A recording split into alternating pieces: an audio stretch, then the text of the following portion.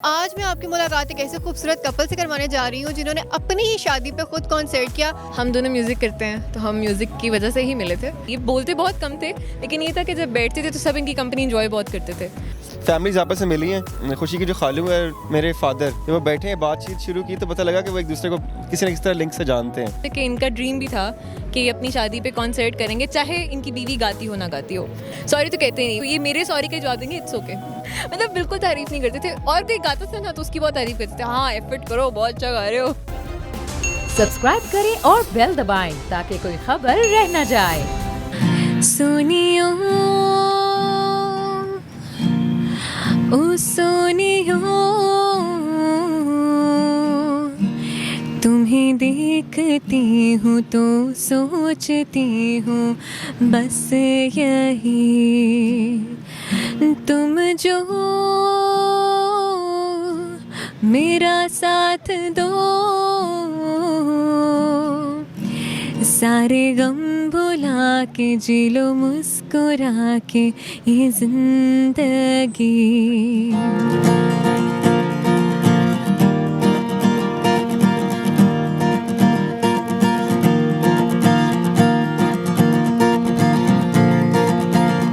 अस्सलामुअलैकुम, आप देख रहे हैं बोल्ड डिजिटल। मैं हूँ वजीहा नजम। आज मैं आपकी मुलाकात एक ऐसे खूबसूरत कपल से करवाने जा रही हूँ जिन्होंने अपनी ही शादी पे खुद कॉन्सर्ट किया, अपनी शादी की सारी अरेंजमेंट्स, डिकोर सब कुछ खुद किया।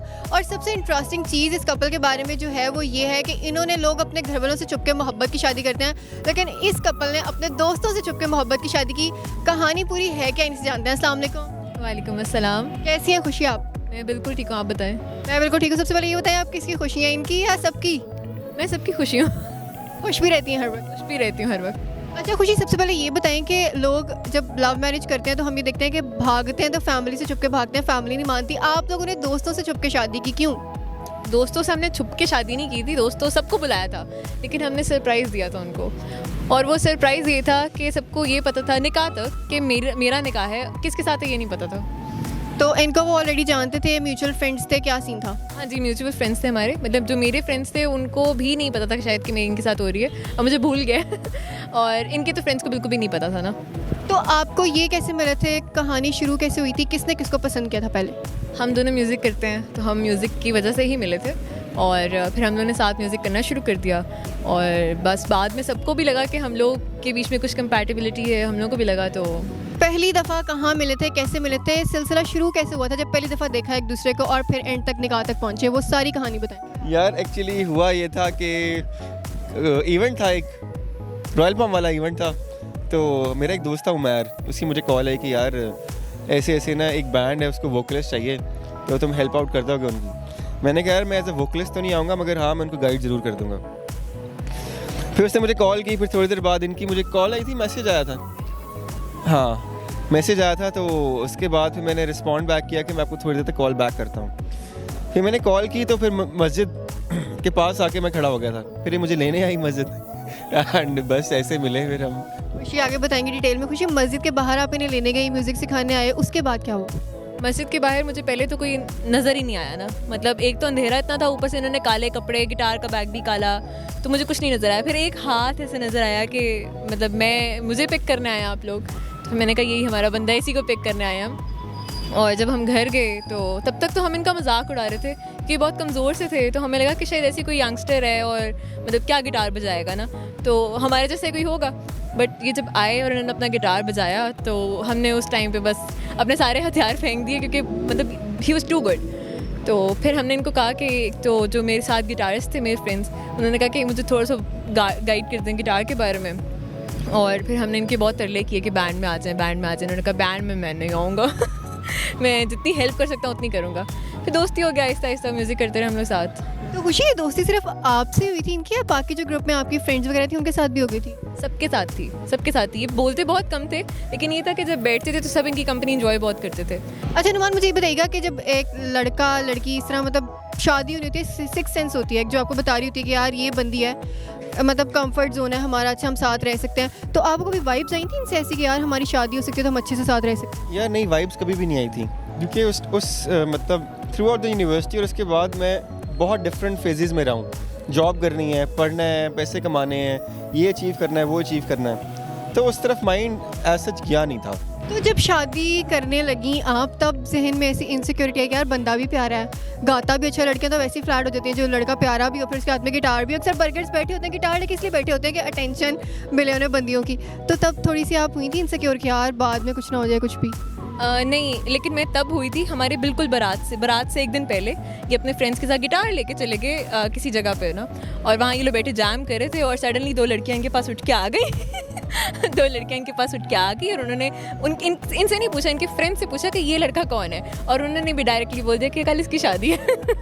अच्छा, आप लोगों के फ्रेंड्स को नहीं पता था शादी का, फिर जब उन्होंने देखा, कब देखा, बारात पे देखा, मेहंदी पे देखा, कब पता चला कि इन दोनों दोस्तों की तो आपस में शादी हो रही है? निकाह पे सबको ये पता था कि मेरा निकाह हो रहा है और किसी और के साथ हो रहा है, और ये इनवाइटेड है उस निकाह में, ये पता था। और ये गोलियां करा रहे हैं, आ नहीं रहे, तो सब इनको फ़ोन करके मना रहे हैं कि नुमान यार आजा यार, बेचारी का निकाह है, वो माइंड कर जाएगी कि तू नहीं आया। तो खैर मैंने भी बहुत पक्का मुंह बनाए रखा कि यार वो नहीं आएंगे शायद, कोई बात ही नहीं, फोर्स करो। तो जब सब पहुँचे हॉल में, बाहर इनका नाम लिखा हुआ था तो सबने ऊपर मुझसे आके पूछा कि ये बाहर नाम क्यों लिखा हुआ है। और एक बेचारे हमारे दोस्त, वो इनके बहुत से दोस्त हैं, उनका वॉलेट गिर गया वहाँ पर, वो इतनी मतलब वो परेशानी में आ गए कि ये क्या हो गया मेरे साथ, मतलब मेरे दोस्त का निकाह है और मुझे पता नहीं था। तो फिर वो मैंने वॉलेट छुपा लिया और इनको दिया, मैंने कहा ये एंड पे दीजिएगा उनको। और अच्छा, आप इनके घर भी जाते होते थे इकट्ठे, फ्रेंड से भी मिलते थे, तो घर वालों को कैसे कन्विंस किया था आपने इनके लिए? आराम से मान गए थे? अब वो एक आधी पुप्पी बीच में लड़ाई डाल देती ना कि नहीं उत्थे नहीं करनी है कि कर रहे हैं नहीं करनी? नहीं, किसी ने कुछ भी नहीं किया, मतलब कोई ऐसा लड़ाई झगड़ा है, कोई मसला मसाइल नहीं हुआ था। फैमिलीज आपस में मिली हैं। एक्चुअली खुशी की जो खालू है मेरे फादर, मतलब जब वो बैठे हैं बातचीत शुरू की तो पता लगा कि वो एक दूसरे को किसी न किसी तरह लिंक से जानते हैं, तो वो चीज़ें फिर ईज़ की तरफ चली गई, इतना मसला हुआ नहीं। अच्छा, आप लोगों ने अपनी शादी पे कॉन्सर्ट भी किया था, ये बड़ी एक डिफरेंट चीज़ है, लोग वैसे रस्में करते हैं, ये कॉन्सर्ट वाला सीन क्या था और किसका आइडिया था? ये नुमान का ही आइडिया था, और मुझे बाद में पता लगा था कि इनका ड्रीम भी था कि ये अपनी शादी पे कॉन्सर्ट करेंगे, चाहे इनकी बीवी गाती हो ना गाती हो। तो वो तो इसमें एक ऐड ऑन होगी चीज़ कि चलो मैं भी गाती थी, तो उनका था एक ड्रीम शुरू से कि ऑब्वियसली वो म्यूज़िक करते थे, तो मैं थोड़ा बहुत कोई म्यूज़िक सेगमेंट रखूँगा अपनी शादी पे ज़रूर। वलीमे पे बैठे बैठे कोई लड़की तो नहीं फ्लैट हो गई थी इन पे कि यार इतना अच्छा गाता है, इतना प्यारा लड़का, गा भी रहा है, वाह? पता नहीं हुई होंगी, मुझे तब तो नहीं कोई ऐसी नज़र आई क्योंकि मैं खुद गाने में मस्त थी लेकिन मैं भी कह सकते हूँ। अच्छा, हमारे यहाँ ये होता है कि जो हमारी ब्राउन फैमिलीज़ होती हैं उनमें इतना अच्छा नहीं समझा जाता लड़कियों का भी गाना, फिर साथ लड़कों का भी गाना, तो हर्डल्स फेस करनी पड़ती हैं। आप अब खुद भी गाते हैं, आप साथ साथ खुशी को भी सपोर्ट करते हैं, तो आपकी फैमिली की तरफ से आपको सपोर्ट है या फिर आप खुद कहते हैं कि अगर मेरी बीवी चाहती है, मैं चाहता हूँ तो वो कर सकती है? कुछ नहीं कहते, बिल्कुल भी इस तरह की नहीं है कि रेजिस्टेंस हो या कुछ हो, दे आर हैप्पी एंड वो कहते हैं कि ठीक है, if you want to do कर लो, मसला नहीं है। अच्छा, वैसे जो आम नॉर्मल कपल्स में लड़ाइयाँ होती हैं, जिस तरह छोटी छोटी बातों में, उस तरह की आप लोगों की लड़ाइयाँ? नहीं, उस तरह से नहीं होती, और जो म्यूज़िक से रिलेटेड लड़ाइयाँ वो ज़रूर शुरू में होती हैं, पर वैसे नहीं। अच्छा, जब आप लोग बिल्कुल फ्री होते हैं, आप भी अपने काम से या ये भी अपने काम से, तो आप लोग बैठ के कोई टाइम रखा हुआ है आपने कि आप लोगों ने जैम करना है या साथ गाने गाने हैं, या फिर वैसे ही शौक है कभी हफ्ते में एक दिन टाइम मिल जाए तो कर लेते हैं? बीच में हम लोग कभी सेट कर भी लेते हैं टाइम के, चलो इस टाइम फ्री होंगे तो हम म्यूज़िक करेंगे, लेकिन फिर वो डिस्टर्ब हो जाता है टाइम, तो फिर जब नज़र आ गया गिटार या जब माइंड फ्रेश हुआ तो म्यूज़िक कर लिया बस। कभी मतलब एक बंदे को देख के फीलिंग आती है ना आपको, यार आपको इससे प्यार हो रहा है, तो वो वैसे गिटार बजते हैं, बंदे के जहन में गाना आता है, यार आइडियलाइज करा होता है हर सिचुएशन को, तो फैंटेसीज में चला जाता है, आपके साथ नहीं हुआ था? नहीं क्यों? हुआ भी होगा तो मुझे याद नहीं है। ये बातें भूलने वाली बिल्कुल भी नहीं होती, जब आपको मोहब्बत होती है आपको एक चीज़ याद रहती है। मैं बता रही हूँ ना, मैं तो बहुत गाने सुनती थी, अब वो एक स्पेसिफिक गाना कौन सा था वो तो मुझे बिल्कुल याद नहीं है। अच्छा, ये याद है कि आप लोगों ने पहला गाना जो आपने इनको सुनाया हो वो कौन सा था? हाँ, वो था अवारी और पी जाऊँ था, और वो मैंने सुनाया था। मतलब बिल्कुल तारीफ़ नहीं करते थे, और कोई गाता था ना तो उसकी बहुत तारीफ़ करते थे, हाँ एफर्ट करो, बहुत अच्छा गा रहे हो मैंने नहीं करते थे। तो नुमान, आपको इनसे क्या दुश्मनी थी? इन्होंने आपको पैसे देने थे? हो सकता है देने हो कोई पुरानी जायदादें होंगी जिन पे कब्जा किया हुआ होगा। फिर भी बंदा थोड़ी सी लड़की की तारीफ कर देता है यार, हौसला बढ़ जाता है। नहीं यार, एक्चुअली जो बंदा अच्छा गा रहा होता है ना, आप उसकी मिनिमम तारीफ करते हो ताकि वो और अच्छा गाए, एफर्ट करता रहे और अच्छा गाए। जी खुशी, आप लोगों की एक वीडियो भी काफ़ी अर्से तक वायरल हुई थी सोशल मीडिया पे, जिसके बारे में किसी को भी नहीं पता था कि वो कपल आप हैं। उसमें वो आप लोगों ने वो सड़ने वड़ने वाली कोई लाइंस गाई हुई थी, तो वो क्या स्टोरी थी? वो आप लोगों की बारात के दिन की वीडियो थी शायद?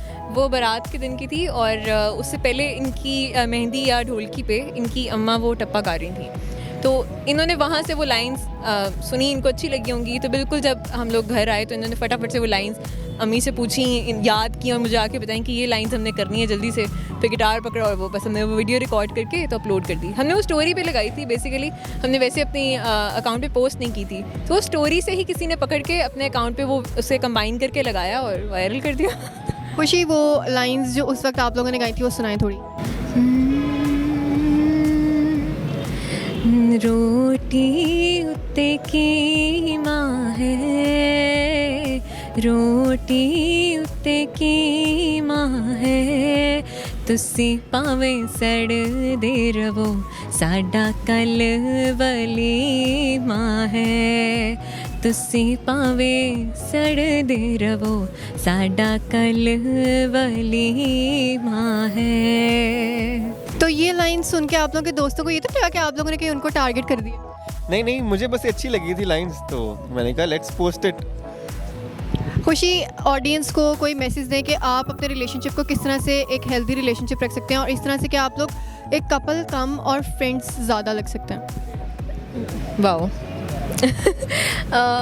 एक्चुअली आजकल जो हम सब देख रहे हैं कि कपल्स मतलब ज़्यादा लॉन्ग लास्टिंग रिलेशनशिप्स नहीं चल रहे किसी के भी, तो अगर आप भी उनकी तरह बनना चाहते हैं तो वो तो फिर कभी भी नहीं आपका एक रिलेशनशिप हेल्दी रह सकता। अगर आप शुरू से ही सोचें कि नहीं, कहीं कहीं कॉम्प्रोमाइज़ भी करना पड़ेगा, सब्र भी करना पड़ेगा कि अगला बंदा अपने आप को बेटर कर सके या आप अपने आप को बेहतर कर सको, तो फिर ही आई थिंक आपका रिलेशनशिप हेल्दी रहेगा। और एक दूसरे की बातों को इग्नोर करना सीखें, खामोश रहना सीखें अगर एक बंदा हाइपर है तो, और हर छोटी छोटी चीज़ को एंजॉय करें। अच्छा, आप क्या कहना चाहेंगे नुमान के मतलब किस तरह से आप अपने रिलेशनशिप को एक हेल्दी रिलेशनशिप रख सकते हैं? छोटी छोटी चीज़ें इग्नोर करें, खुशी वाली बात, और हर मोमेंट को एंजॉय करें।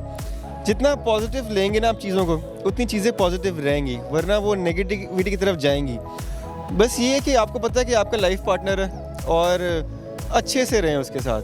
बिल्कुल, मेरे साथ खुशी और नुमान मौजूद हैं, उनकी गुफ्तगू आपने सुनी है।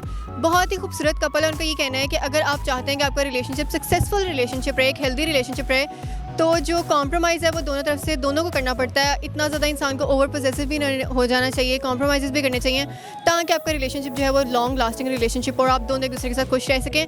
इसी के साथ मुझे इजाज़त दें, अगले शो में आपसे दोबारा मिलूंगी। अपना बहुत ज़्यादा ख्याल रखिएगा। अल्लाह हाफिज़।